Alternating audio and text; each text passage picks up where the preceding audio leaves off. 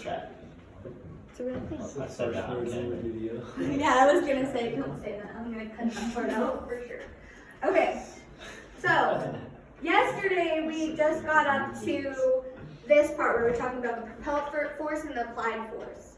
Okay, so the applied force is anything that's going into the wheel. So in the case of a car, we said the applied force would likely come from the axle of the car. And then the rolling friction is in the bottom of the tire. And then both of these are going to give you the magnitude of your net propelling force. And the propelling force, okay, I'm gonna back up for a second. Because I need you guys to really remember this. If we're not talking about rolling friction, and this is our surface, the normal force is the force that the surface applies onto the object, right? The weight is the force that the object applies to the surface. And that's why they're equal and opposite. Okay. Now with rolling force, so now this is a tire, okay, because we're talking about rolling force. The propelling force is the force that the wheel applies to the road surface, okay? So whenever I say, what is the propelling force? This is the force that the tire is putting on the surface, okay? And that propelling force comes from two things. How much force is actually applied into the wheel, and how much rolling friction does the wheel push, okay? Back on. Both of these factors have to be factored into the total propelling force that the tire is actually going to put through. This is not a new idea, it's just a new way of thinking about it, because when we talked about kinetic friction, I told you that the total force that is actually going to go into pushing the box forward is dependent on how much friction you have. Because if you put 1,250 newtons of force in, but then the friction force pushes back with 1,000, you're only getting 250 newtons out that's actually pushing the box forward. So that's what the propelling force is. You put some amount of force into rolling the tire, but how much force you actually get out depends on how much rolling friction there is. More rolling friction, the less force is actually going forward. That's why when you accelerate your car, if you're going up a hill, you have to push that accelerator down, because now you need more force to propel you up the hill. Okay? But this is very much, physics is very much the one science that has to do with every everyday thing you have. But you just don't think about it. Physics is in everything that you do, because forces are everywhere. Gravity is everywhere. So you're experiencing physics pretty much 24/7. Because just your weight pushing down on your chair right now is due to physics. And if somebody didn't know about physics, they couldn't have designed the chair in such a way to allow you to sit in it. And everything has a maximum weight capacity, and that maximum weight capacity comes with how much force can the chair actually hold up based on the materials it's made out of, the surface area, etc. So we're experiencing this all the time. Even our tires have their own specific physics idea, and that would be your rolling force. Okay, so the magnitude and then the forces. You know, the magnitude is just how much you have, and you are not considering direction.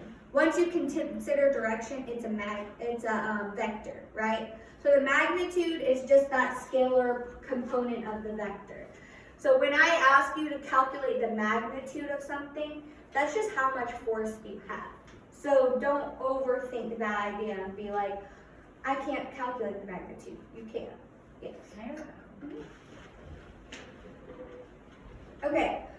So if you look at your book on page 181, and you don't necessarily have to, but it kind of shows you this idea. It has a tire, and on the tire there's a force the applied force and the friction force, and then you have your actual propelled force.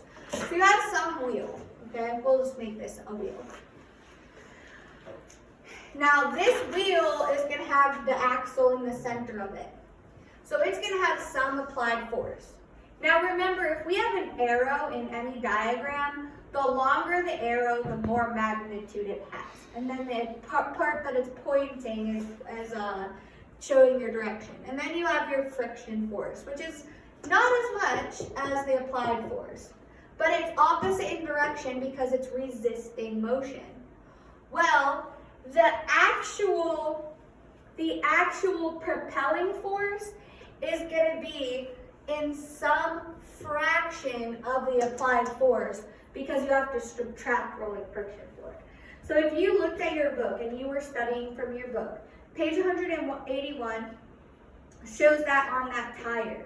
It shows the applied force and the rolling friction force and then the actual propelling force as a smaller arrow to indicate that you're going to get less propelling force than you actually apply because rolling friction is going to take away from that applied force. You're going to subtract it. Okay, now obviously once you have an incline, things change, right? Because you're redistributing the weights, which means the normal force is going to be different as well.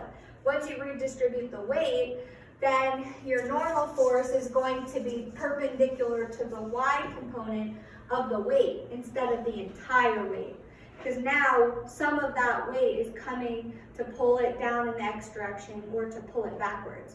So if you're rolling up a hill, so here we have a hill, you know that if you're going up the hill, it's going to take a lot more force than to go down the hill, right? That's literally because some of your weight is being pulled backwards in the x direction because the gravity is literally pulling towards the center of the earth at all times. So once you're on this hill, if this is the center of the earth, and you're right here, that weight is being pulled downwards, which is causing your car to go backwards some. That's why. And then when you're going here, now gravity is pulling it in that positive direction, making you go faster down a hill even without applying the force. Because now gravity is pulling you 9.81 meters per second squared in the direction you're trying to go. Here, gravity is pulling 9.81 meters per second squared in the opposite direction of where you're actually trying to go. Is that supposed to face the diagram? Is it okay? It's just... Oh, that's okay. That was a good question. I don't know if I can get it facing both. Okay. Maybe landscape? Well, it'll just be fine for now because class is almost over, but thank you for pointing it out. Yes. Okay, so when we're on an inclined plane, just like it was anything else, our coordinate system is going to change. So if this is a flat plane, Flip it. the x-axis is the ground and the y-axis is perpendicular to the ground. Now we're going to have an incline. So our x-axis should be in line with the incline now, which is going to cause things to look a little differently. So for instance, if I were to put my coordinate system here, this would be y, this would be x. Now, x is at an angle and y is perpendicular to that. So see how I kind of just rotated it? It's just your perspective. If I wanted to make my coordinate system the same in both instances, I could, but you're going to have way more complicated math. So we're not going to do that, okay? So assign coordinate systems to each system element so that the x-axis is aligned to the sliding surface and pointing up the slope. If there are multiple objects, axes should point in the same general direction relative to their motion. Okay, so what that second part means, we saw this idea when we talked about pulleys, right? Because a pulley, if you have a pulley of two objects, it changes the direction of the string and helps the string apply the force. So let's say we have a table here, and we have one object here and one object here, and they're over a pulley. Well, this string is going to have tension on each side, And it's just going to change the direction using the pulley, but the tension is going to be the same in the entire string. So what this second part is saying, if I'm going to make this my coordinate system, then what I'm going to do is make my coordinate system this for the second one. The reason being, I'm going to make my string the x-axis in both cases. So when I look at this, my x-axis is going to be the string. If I look at this, my x-axis is going to be the string. And it helps with your math. So if I'm going to have two objects attached to something over one surface, then I'm going to keep my coordinate system the same and just rotate it for what I'm using. So if my x-axis is my string, then it's going to still be my string, which means that if I take my sum of forces in the x direction, tension in the string is going to be in the x-axis in both cases. If I didn't do that, now my string is in my force is in the y direction. It just makes it more complicated. So make sure when you look at your coordinate systems, remember you can manipulate it as many times as you want, but just keep it fluid. But if I'm going to make the ground my x-axis, then it has to always be the ground, even if the object is hanging at a different direction than the first object I'm looking at. Because if I'm looking at this box, that's my system. If I'm looking at all the forces on this box, that's my system. If I'm looking at this box, that's my system, even though they're connected. They each have their own set of forces because they're different objects in different directions. Does that make sense? But if you have one car that's one piece, everything on that car, you can look at different, but it's going to have the same thing because it's just one entity. But say if I took a rope and I pulled on the rope and I pulled someone over a cliff, well, we're in different places, so we're different systems now. All right, we'll talk more about that tomorrow and do some example problems. I said that our test is going to be